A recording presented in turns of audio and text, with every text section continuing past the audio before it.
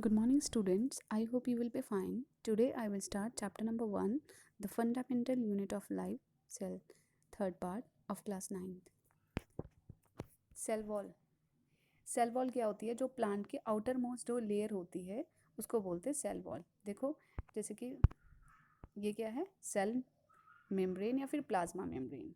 ठीक है, ये क्या है? सेल मेम्ब्रेन या फिर प्लाज्मा मेम्ब्रेन। तो इसकी जो आउटर मोस्ट जो लेयर होगी, जैसे कि ये है, तो ये क्या है? Cell wall. और सेल वॉल किस में प्रेजेंट होती है? प्लांट सेल में। ठीक है, तो प्लांट सेल के जो आउटर मोस्ट लेयर होती है उसको बोलते हैं सेल वॉल, और जो एनिमल की आउटर मोस्ट जो लेयर होती है उसको बोलते हैं सेल मेम्ब्रेन या फिर प्लाज्मा मेम्ब्रेन। तो प्लांट के अंदर टू आउटर मोस्ट लेयर होती हैं। सबसे पहले जो है वो क्या है? सेल वॉल, और जो फिर नेक्स्ट है वो है सेल मेम्ब्रेन या फिर प्लाज्मा मेम्ब्रेन। ठीक है, तो आपको याद रखना है जो सेल वॉल होती है वो प्लांट सेल में प्रेजेंट होती है, ना कि एनिमल सेल में। ठीक है, अब ये पूछिए कि जो प्लांट सेल है उसमें सेल वॉल क्यों प्रेजेंट होती है जबकि एनिमल में क्यों नहीं होती? क्योंकि जो प्लांट सेल है वो क्या है? फिक्स्ड है। ठीक है, वो मूव नहीं कर सकता, तो इसलिए उसको ज़्यादा प्रोटेक्शन की ज़रूरत है। इसलिए जो सेल वॉल है वो क्या करती है? प्रोटेक्शन प्रोवाइड करती है। ठीक है, तो इसलिए प्लांट सेल में क्या होती है? सेल वॉल प्रेजेंट होती है एक्स्ट्रा सपोर्ट के लिए। Plant cell also have the another rigid outer covering in addition to the plasma membrane। देखो, जो प्लांट सेल होता है उसमें एक एडिशन आउटर कवरिंग होती है प्लाज्मा मेम्ब्रेन के बाहर। This rigid outer covering cell wall. देखो, जो सेल मेम्ब्रेन या फिर प्लाज्मा मेम्ब्रेन के जो बाहर वाली जो लेयर होती है उसको बोलते हैं सेल वॉल। ठीक है, the cell wall lie outside the plasma membrane. देखो, जो सेल वॉल होती है वो कहाँ पर पाई जाती है? प्लाज्मा मेम्ब्रेन के बाहर। Cell wall is a non living, dead and freely permeable. देखो, जो सेल वॉल होती है वो होती है नॉन लिविंग, और जो प्लाज्मा मेम्ब्रेन या फिर सेल मेम्ब्रेन है जो सेकेंड पार्ट में मैंने आपको पढ़ाया वो क्या है? लिविंग। ठीक है, लिविंग मेम्ब्रेन जो है वो प्लाज्मा मेम्ब्रेन होती है, और जबकि जो सेल वॉल होती है वो नॉन लिविंग होती है। ठीक है, ठीक है, फ्रीली परमिएबल होती है। The plant cell wall is mainly composed of cellulose. जो प्लांट की सेल वॉल होती है वो किस चीज़ की बनी होती है? सेल्यूलोज की। Cellulose is complex substance and provide structure strength to the plant. देखो, जो सेल्यूलोज होता है वो एक कॉम्प्लेक्स सब्सटेंस है जो प्लांट की सेल को स्ट्रक्चर प्रोवाइड करता है और उसके साथ साथ वो स्ट्रेंथ भी प्रोवाइड करता है। तो जो सेल वॉल होती है वो एडिशनल कवरिंग है प्लांट सेल में। ठीक है, जो सेल वॉल होती है वो एडिशनल कवरिंग है प्लांट सेल में। तो आपको याद रखना है कि जो सेल वॉल होती है वो प्लांट सेल में प्रेजेंट होती है और एनिमल सेल में जो है एब्सेंट होती है। तो ये क्या है हमारा? प्लांट सेल में और एनिमल सेल में फर्स्ट डिफरेंस है कि प्लांट सेल में plant cell contain cell wall, जबकि जो एनिमल सेल में सेल वॉल जो है वो एब्सेंट होती है। ठीक है, और प्लांट सेल में सेल वॉल क्यों प्रेजेंट होती है? क्योंकि उसको एक्स्ट्रा सपोर्ट की ज़रूरत है, क्योंकि वो स्टेशनरी पोजिशन में है। उसके बाद देखिए प्लाज्मोलाइसिस। प्लाज्मोलाइसिस किसको बोलते हैं? When a living plant cell lose through osmosis. देखो, आपको पता है कि जो वाटर होता है जो प्लांट की सेल में से लूज होना या फिर एंटर होना, तो वो कौन से प्रोसेस से होता है? ऑस्मोसिस से। और अगर गैशियस का एंट्री होना या फिर एग्जिट होना तो वो डिफ्यूज़न से। तो देखो, एक लिविंग प्लांट सेल में जो वाटर है उसका लूज हो रहा है तो वो कौन से प्रोसेस से? ऑस्मोसिस से। देयर इज़ अ श्रिंकेज और contraction of the protoplasm away from the cell wall. देखो, जो अब इसका क्या होगा? जो जब उसकी सेल, देखो यहाँ पे देखिए, जब प्लांट सेल में से जो सेल वाटर है जब उसका लूज हो गया, ठीक है, और ये प्लांट सेल में क्या होती है? Cell wall. ठीक है, ये सेल वॉल है। तो जब प्लांट सेल में से वाटर जो है वो लूज हो गया तो जो प्लांट का जो सेल है वो श्रिंक हो जाएगा। ठीक है, away from the cell wall. This phenomena is called plasmolysis. तो देखो, सेल वॉल से क्या हो जाएगा? ये दूर हो जाएगा। तो ऐसे प्रोसेस को, ऐसे फिनोमिना को हम क्या बोलते हैं? प्लाज्मोलाइसिस। प्लाज्मोलाइसिस किसको बोलते हैं? कि प्लांट सेल में से, एक लिविंग प्लांट सेल में से वाटर का लूज होना ऑस्मोसिस के प्रोसेस से, और जो प्लांट सेल है वो क्या हो जाएगा? श्रिंक हो जाएगा। ठीक है, तो सेल वॉल से, तो उस वाले फिनोमिना को हम बोलते हैं प्लाज्मोलाइसिस। उसके बाद है न्यूक्लियस। तो मैंने आपको जो 3 मेन कॉमन कंपोनेंट्स होते हैं प्लांट सेल में या एनिमल सेल में, वो था सेल मेम्ब्रेन या फिर प्लाज्मा मेम्ब्रेन, उसके बाद न्यूक्लियस था, और फिर नेक्स्ट था साइटोप्लाज्म। तो मैंने आपको एक पोर्शन करवा दिया है। तो मैंने आपको सेल मेम्ब्रेन और प्लाज्मा मेम्ब्रेन के बारे में एक्सप्लेन कर दिया है। उसके बाद है जो नेक्स्ट जो कॉमन फीचर है एवरी सेल में, वो है nucleus. The nucleus is a major central located spherical cellular components. The nucleus is covered by a double layered covering known as nuclear membrane. देखो जैसे कि ये क्या है, ये एक प्लांट सेल है या फिर एनिमल सेल है, ठीक है। तो इसके जो एक सेंटर में जो पाया जाता है, ये क्या है, न्यूक्लियस। वो डबल बाउंडेड होता है, डबल लेयर होता है। तो जो न्यूक्लियस के ऊपर जो डबल कवरिंग होती है उसको बोलते हैं न्यूक्लियर मेम्ब्रेन। देखो जो साइटोप्लाज्म के ऊपर जो कवरिंग होती है उसको बोलते हैं सेल मेम्ब्रेन या फिर प्लाज्मा मेम्ब्रेन, ठीक है। जो सेल के ऊपर जो कवरिंग होती है उसको बोलते हैं सेल मेम्ब्रेन या फिर प्लाज्मा मेम्ब्रेन। उसके बाद जो न्यूक्लियस का ऊपर का जो कवरिंग होती है, जो लेयर होता है, उसको बोलते हैं न्यूक्लियर मेम्ब्रेन, ठीक है। और वो डबल लेयर्ड होती है। This membrane separate the nucleus from the surrounding material known as cytoplasm. देखो जो न्यूक्लियस होता है, न्यूक्लियस किस चीज़ से सेपरेट करता है, देखो ये न्यूक्लियस है और ये क्या है, सेल मेम्ब्रेन है। और जो इसमें लिक्विड है, फ्लूइड है, ये क्या है, साइटोप्लाज्म। तो जो न्यूक्लियर मेम्ब्रेन होती है, ये किस चीज़ को सेपरेट करती है, जो न्यूक्लियस का अंदर का जो फ्लूइड है और जो साइटोप्लाज्म का जो साइटोप्लाज्म है, जो इसमें फ्लूइड है, उसको सेपरेट करती है। The nuclear envelope contain many pores called nuclear pores. अब देखिए जो न्यूक्लियस होता है उसमें जो न्यूक्लियस की मेम्ब्रेन जो होती है, इस तरह की मेम्ब्रेन होती है बाउंड, तो इसमें कुछ पोर्स होते हैं, ठीक है। इन पोर्स को, जो ये स्पेस है ना, जो ये पोर्स हैं ये, तो इन पोर्स को बोलते हैं न्यूक्लियर पोर्स, ठीक है, न्यूक्लियर पोर्स बोलते हैं।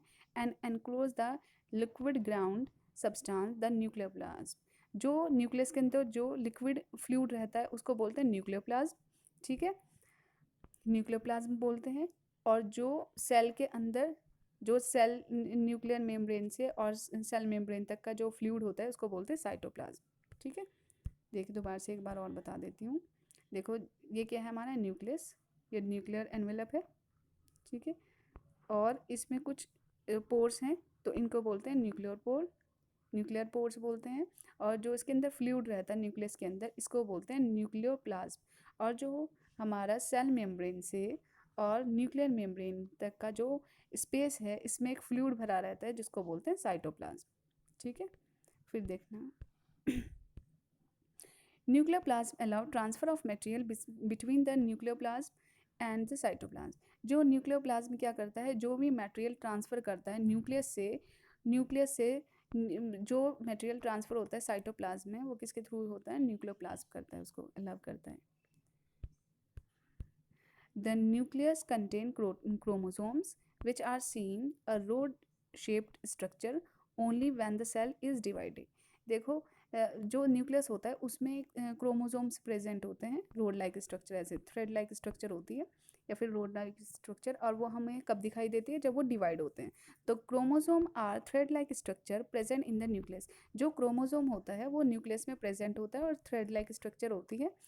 Chromosomes carry heredity information from parents to offspring in the form of DNA.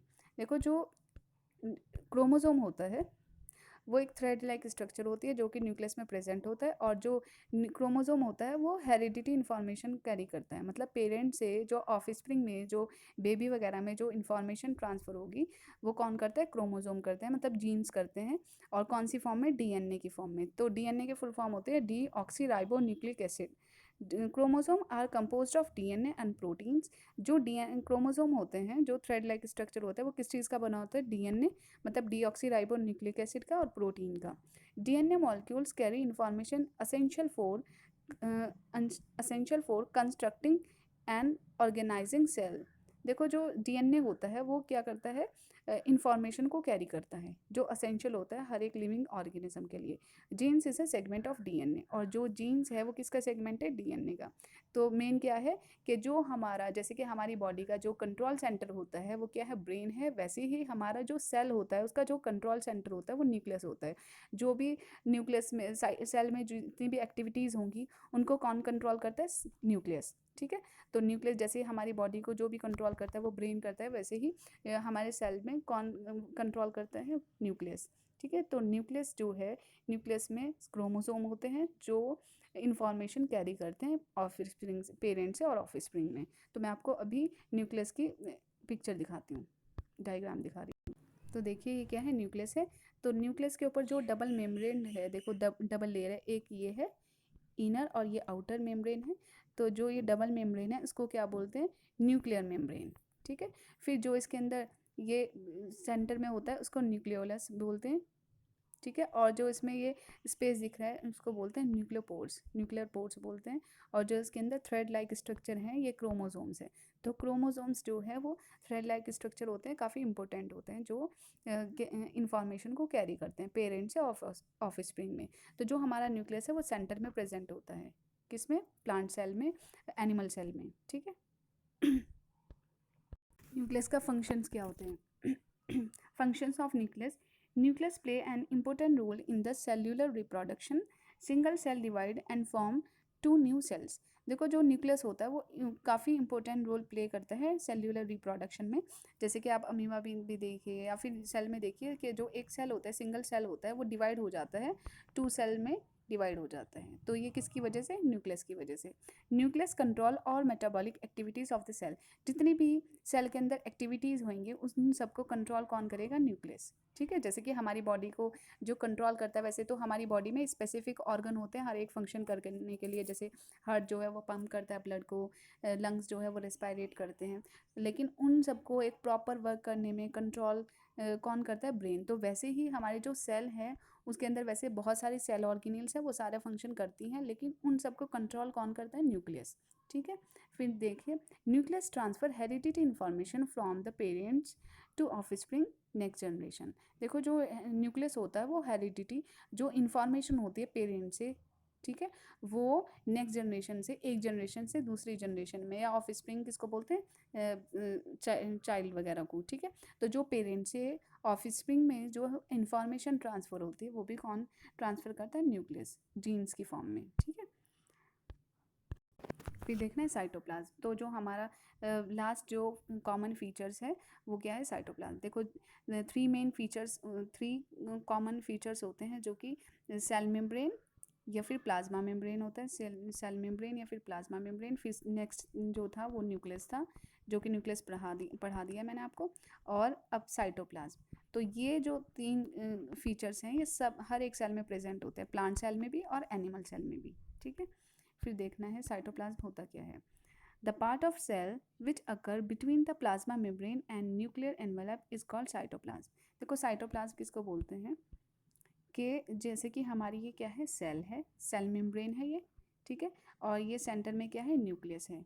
तो जो न्यूक्लियस की जो लेयर होती है, जो उसकी कवरिंग होती है, उसको न्यूक्लियर मेम्ब्रेन बोलते हैं। और जो हमारी सेल की कवरिंग होती है, आउटर कवरिंग, ये क्या है, सेल मेम्ब्रेन या फिर प्लाज्मा मेम्ब्रेन। तो जो ये बीच का स्पेस है, जो न्यूक्लियर मेम्ब्रेन से और सेल मेम्ब्रेन तक का जो स्पेस है, इसमें एक फ्लूइड भरा रहता है, लिक्विड रहता है, जिसको हम क्या बोलते हैं, साइटोप्लाज्म। ठीक है, उसके बाद देखिए साइटोप्लाज्म क्या है। The cytoplasm is a fluid content inside the plasma membrane. देखो प्लाज्मा मेम्ब्रेन में फ्लूइड भरा रहता है, तो उस फ्लूइड को क्या बोलते हैं, cytoplasm. It also contain several special cell organelles. फिर उसमें बहुत सारी सेल ऑर्गेनिल्स प्रेजेंट होगी। देखो जैसे कि ये सेल है, सेल मेम्ब्रेन है, ये न्यूक्लियस है, तो यहाँ पे बहुत सारी सेल ऑर्गेनिल्स रहती हैं, एम्बेडेड रहती हैं, किसमें, फ्लूइड में। Each of these cell organelles perform a specific function for the cell. हर एक सेल ऑर्गेनिल जो है वो अलग अलग फंक्शन जो है परफॉर्म करती है। जैसे कि हमारी बॉडी में अलग अलग जो ऑर्गन होते हैं वो अलग अलग फंक्शन परफॉर्म करते हैं, वैसे ही हमारे जो सेल होता है उसके अंदर बहुत सारी सेल ऑर्गेनिल्स होती हैं, जैसे mitochondria, ribosome, endoplasmic reticulum.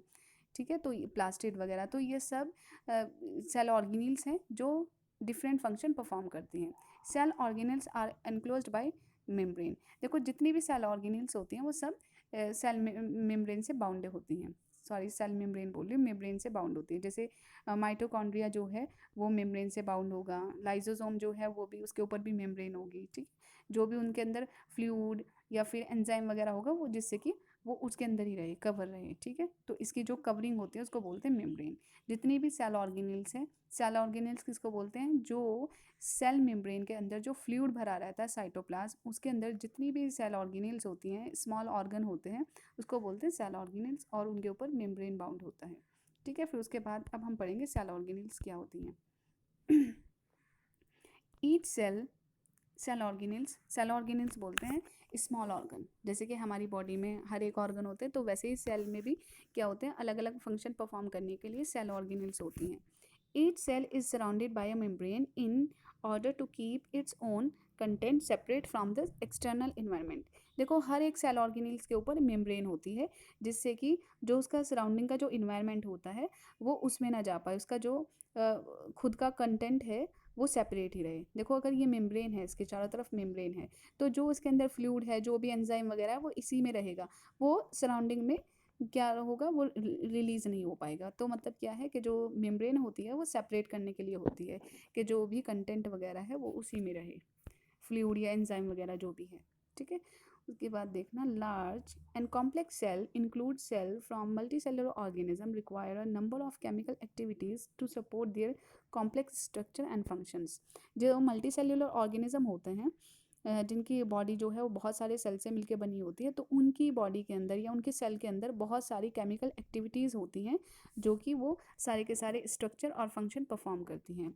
For keeping these activities of different kinds separate from each other, these cells use membrane bound little structure, small organ, cell organelles within themselves। देखो जो हमारे सेल होता है, उसके अंदर जो सेल ऑर्गेनल्स होती हैं वो अलग अलग फंक्शन जो है परफॉर्म करती हैं, क्योंकि मल्टी सेलुलर ऑर्गेनिज्म है, तो मल्टी सेलुलर ऑर्गेनिज्म की जो बॉडी है वो बहुत सारी सेल से मिलकर बनी है, तो उसको काफ़ी एक्टिविटीज़ काफ़ी चाहिए। तो इसलिए जो सेल की जितनी भी सेल ऑर्गेनल्स हैं वो अलग अलग फंक्शन जो है वो परफॉर्म करती हैं, अपना खुद का अलग अलग फंक्शन परफॉर्म करती हैं। तो देखिए मैं आपको अभी ड्रॉ करके दिखाऊंगी। ये क्या है, सेल मेम्ब्रेन है। ठीक है, ये एनिमल सेल बना रही हूँ, तो सेल मेम्ब्रेन से क्या आप समझ लीजिए कि जो आउटर मोस्ट लेयर है, तो इसका मतलब क्या है कि ये एनिमल सेल है। ठीक है, क्योंकि आउटर जो कवरिंग होती है वो सेल मेम्ब्रेन या फिर प्लाज्मा मेम्ब्रेन होता है, तो ये क्या है, एनिमल सेल। उसका फिर जो सेंटर में होता है वो न्यूक्लियस होता है, जिसको जो न्यूक्लियस की जो आउटर कवरिंग है उसको न्यूक्लियर मेम्ब्रेन बोलते हैं। जो उसके अंदर फ्लूइड भरा रहता है वो न्यूक्लियोप्लाज्म बोलते हैं। और जो न्यूक्लियर मेम्ब्रेन से और सेल मेम्ब्रेन तक का जो पोर्शन है, इसमें जो फ्लूइड भरा रहता है वो है साइटोप्लाज्म। ठीक है, फिर जो इसके अंदर सेल ऑर्गेनील्स हैं, जैसे कि माइटोकॉन्ड्रिया हो गया, तो माइटोकॉन्ड्रिया बना के दिखा देती हूँ मैं आपको। वैसे मैं अलग पेज पे बना के दिखाऊंगी। या फिर लाइजोसोम है, एंडोप्लाज्मिक रेटिकुलम है, ये सब क्या है, सेल ऑर्गेनील्स हैं। इन ये अलग अलग फंक्शन परफॉर्म करती हैं। फिर उसके बाद देखिए एंडोप्लाज्मिक रेटिकुलम, मैं आपको अभी दिखाती हूँ। देखो ये क्या है, प्लांट सेल है। प्लांट सेल कैसे पता चल रहा है आपको, क्योंकि जो इसका आउटर जो कवरिंग है, ये जो है ये क्या है, सेल वॉल। तो अगर सेल वॉल है आउटर कवरिंग, तो फिर क्या है, ये प्लांट सेल। ठीक है, तो आपको ईजिली आप आइडेंटिफाई कर पाएंगे, प्लांट सेल में डिफ्रेंशिएट कर पाएंगे प्लांट सेल और एनिमल सेल। अगर आउटर कवरिंग जो है वो सेल वॉल है, अगर आउटर कवरिंग जो है वो सेल वॉल है, तो आपको पता लगेगा कि वो क्या है, प्लांट सेल। और अगर आउटर कवरिंग जो है वो सेल मेम्ब्रेन या फिर प्लाज्मा मेम्ब्रेन है, तो फिर वो क्या है, एनिमल सेल। अगर सेल वॉल है आउटर कवरिंग, तो वो क्या है, प्लांट सेल। ठीक है, तो ये क्या है हमारा, कौन सा सेल है, एनिमल सेल या प्लांट सेल, ये प्लांट सेल है। ठीक है, क्योंकि आउटर कवरिंग सेल वॉल है। फिर देखना है ये क्या है, एंडोप्लाज्मिक रेटिकुलम, जो मैं आपको अभी एक्सप्लेन करने वाली थी। तो एंडोप्लाज्मिक रेटिकुलम क्या है, ये क्या है, हमारा न्यूक्लियस जो सेंटर में होता है। ठीक है, न्यूक्लियर एनवेलप या न्यूक्लियर मेम्ब्रेन किसको बोलते हैं, जो न्यूक्लियस का ऊपर का जो कवर होता है, जो उसकी मेम्ब्रेन होती है, उसको बोलते हैं न्यूक्लियर एनवेलप या फिर न्यूक्लियर मेम्ब्रेन। ठीक है, जो उसमें स्पेस होता है, ठीक है, जैसे कि ये दिखाया हुआ है, ये जो स्पेस होता है इसको बोलते हैं न्यूक्लियर पोर्स। ठीक है, और फिर जो ये ट्यूब लाइक नेटवर्क स्ट्रक्चर है इसकी, इसको बोलते हैं एंडोप्लाज्मिक रेटिकुलम। ठीक है, ये क्या है, एंडोप्लाज्मिक रेटिकुलम। ये जो न्यूक्लियस से अटैच होती है न्यूक्लियोपोर्स के थ्रू, एक ट्यूब लाइक स्ट्रक्चर। ठीक है, तो इस ट्यूब लाइक स्ट्रक्चर को क्या बोलते हैं, एंडोप्लाज्मिक रेटिकुलम। ठीक है, फिर एंडोप्लाज्मिक रेटिकुलम भी हमारा 2 टाइप्स का होता है, rough endoplasmic reticulum, smooth endoplasmic reticulum. ठीक है, मैं आपको अभी बताती हूँ फिर इसको। एंडोप्लाज्मिक रेटिकुलम को शॉर्ट में लिखते हैं ER। Porter 1945 was first who reported about the endoplasmic reticulum in all living cells of plants and animals। देखो पॉटर एक साइंटिस्ट था जिसने 1945 में बताया था कि जो एंडोप्लाज्मिक रेटिकुलम है वो हर एक लिविंग सेल में प्रेजेंट होता है, चाहे वो प्लांट सेल हो या फिर वो एनिमल सेल हो। This this is a large network of membrane bounded tubes of and a sheet.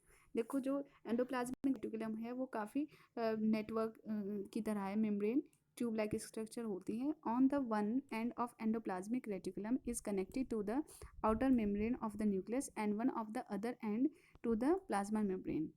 देखो जो एंडोप्लाज्मिक रेटिकुलम है, जैसे कि न्यूक्लियस है, ये न्यूक्लियोपोर्स है इसका, तो जो ये कनेक्ट होती है ये किससे होती है, आउटर कवरिंग ऑफ न्यूक्लियस, ठीक है, न्यूक्लियस की आउटर कवरिंग, और फिर ये ऐसे कनेक्ट होती रहती है, एक नेटवर्क बनाया हुआ है।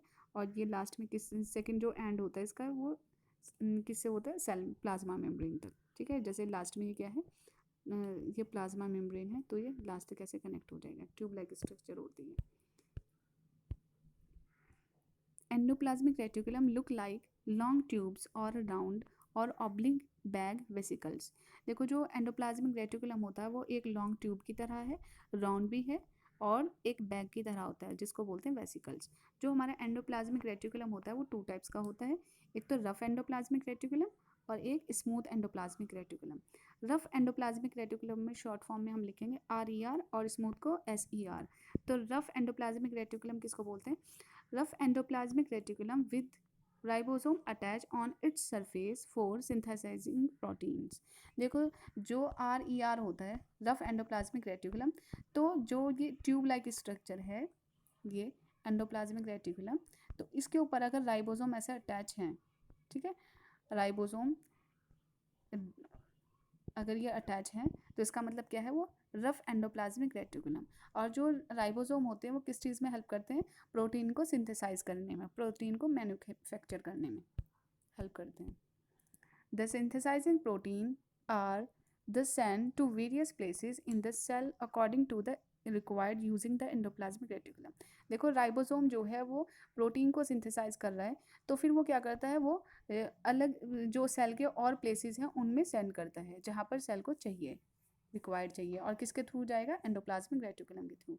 उसके बाद SER smooth endoplasmic reticulum without ribosome attach on its surface. देखो जो rough and smooth endoplasmic reticulum है तो उसका मतलब क्या है कि इस रेटिकुलम के ऊपर कोई राइबोसोम अटैच नहीं होगा। The SER help in the manufacture of fat molecules और लिपिड्स। देखो जो SER जो स्मूथ एंडोप्लाज्मिक रेटिकुलम है वो किस चीज़ में हेल्प करते हैं, फैट या फिर लिपिड्स भी हम फैट को ही बोलते हैं, उसको मैन्युफैक्चर, उसको सिंथेसिस करने में, which are important for the cell functioning, जो कि किस स्टेज में हेल्प करते हैं, सेल को फंक्शन करने में हेल्प करते हैं फैट्स, ठीक है। तो आपको याद रखना है जो रफ एंडोप्लाज्मिक रेटिकुलम है वो क्या चीज़, इसका मतलब क्या है कि राइबोसोम अटैच होते हैं और वो किस चीज़ में हेल्प करते हैं, प्रोटीन को सिंथेसाइज करने में। स्मूथ एंडोप्लाज्मिक रेटिकुलम किसको बोलते हैं, जो विदाउट राइबोसोम्स अटैच होते हैं और वो किस चीज़ में हेल्प करते हैं, मैन्युफैक्चर या फिर functioning of synthesising of fats, ठीक है। और वो किस चीज़ में हेल्प करते हैं, हमारे लिए क्यों ज़रूरी है, सेल को फंक्शनिंग करने में। Some of these proteins and lipids are use in building the cell membrane. और जो प्रोटीन्स होती हैं फिर लिपिड्स होते हैं वो किस चीज़ में हेल्प करते हैं, हमारे सेल को बिल्डअप करने में, उसकी सेल की मेम्ब्रेन को बनाने में हेल्प करते हैं। उसके बाद है एंडोप्लाज्मिक रेटिकुलम का फंक्शन क्या है, it form supporting skeleton framework of the cell. जो हमारे सेल को जो फ्रेमवर्क देता है, जो सपोर्ट करता है, वो कौन करता है, endoplasmic reticulum. Endoplasmic reticulum provide a path for the distribution of nuclear material from one cell to the other cell. देखो जो एंडोप्लाज्मिक जो रेटिकुलम होता है वो किस चीज़ में हेल्प करता है, जो न्यूक्लियस के अंदर जो मटेरियल होता है उसको किसी दूसरे सेल में ट्रांसफ़र करने के लिए भी हेल्प करता है, डिस्ट्रीब्यूट। जैसे कि देखो ये क्या है, न्यूक्लियस है, ठीक है, और ये किससे अटैच है, एंडोप्लाज्मिक रेटिकुलम में।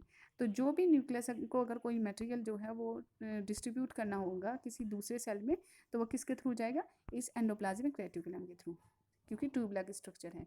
तो आपको याद रखना है endoplasmic reticulum are of two types, smooth and rough, ठीक है। और जो रफ होती है वो किस चीज़ में हेल्प करती है, प्रोटीन को सिंथेसाइज करने में। जो स्मूथ होती है वो किस चीज़ में हेल्प करती है, फैट को मैन्युफैक्चर करने में, सिंथेसाइज करने में, या फिर लिपिड्स को। तो देखिए ये क्या है हमारा एंडोप्लाज्मिक रेटिकुलम, जो कि रफ एंडोप्लाज्मिक रेटिकुलम है और स्मूथ एंडोप्लाज्मिक रेटिकुलम। रफ किसको बोलेंगे, अगर देखो ये राइबोसोम अटैच हैं तो रफ, और अगर राइबोसोम अटैच नहीं है तो ये क्या है, स्मूथ, ठीक है। तो स्मूथ ये जो इस तरह की जो स्ट्रक्चर होती है इसको क्या बोलते हैं, सिस्टर्निया, ठीक है। तो देखिए अभी दिखाती हूँ।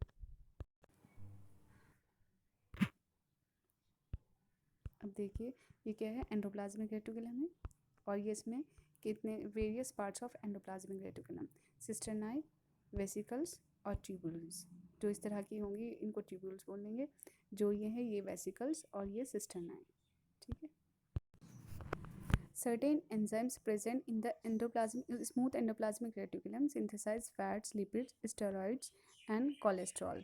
देखो बहुत सारे एंजाइम्स जो है वो प्रेजेंट होते हैं एंडोप्लाज्मिक रेटिकुलम में, जो सिंथेसाइज करते हैं फैट्स को। ठीक है। स्मूथ एंडोप्लाज्मिक रेटिकुलम जो है उसमें काफ़ी सारे एंजाइम जो है प्रेजेंट होते हैं जो फैट को सिंथेसाइज करते हैं, स्टेरॉइड्स और कोलेस्ट्रॉल को। Rough endoplasmic reticulum transport of proteins which are synthesize by ribosome on their surface. देखो जो रफ एंडोप्लाज्मिक रेटिकुलम है वो प्रोटीन को सिंथेसाइज करते हैं और वो ट्रांसपोर्ट करते हैं प्रोटीन को। Smooth endoplasmic reticulum of liver of vertebrates is involved in the process of detoxification. जो स्मूथ एंडोप्लाज्मिक रेटिकुलम होता है वो वर्टिब्रेट्स का जो लीवर होता है, वर्टिब्रेट्स किसको बोलते हैं, जिनकी बॉडी में बैकबोन प्रेजेंट होती है। ठीक है। तो जो उनका लीवर होता है वो किस चीज़ में इन्वॉल्व करता है, कौन सा प्रोसेस करता है, detoxification. It metabolites various toxic और poisonous substance such as drugs. जो ड्रग्स को जो डिटॉक्सिफिकेशन करता है, मतलब टॉक्सिक को या फिर पॉइजनस वगैरह सब्सटेंस को मेटाबोलाइज करता है। कौन? Smooth endoplasmic reticulum. और जो कि लीवर, कौन से किसके लीवर में, वर्टिब्रेट्स के लीवर में।